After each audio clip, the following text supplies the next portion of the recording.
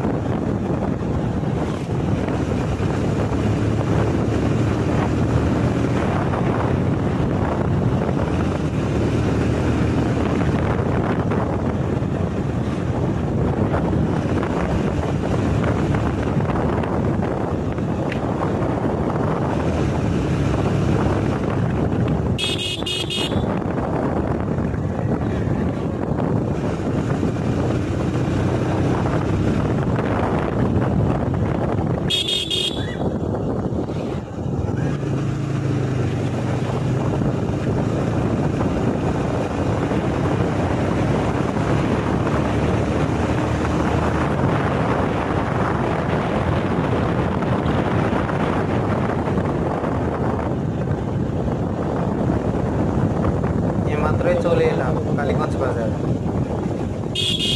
আর কিছুক্ষণের মধ্যে আমার বন্ধুর দোকানে পৌঁছাবো, সেখানে গিয়ে আমার ফোনটা ঠিক করতে দেব। তো বন্ধুরা, আপনারা সকলে আমাকে লাইক, কমেন্ট, শেয়ার করে আরও নতুন নতুন ভিডিও তৈরি করার জন্য সুযোগ করে দিবেন, নতুন বন্ধু হিসেবে। আসসালামু আলাইকুম।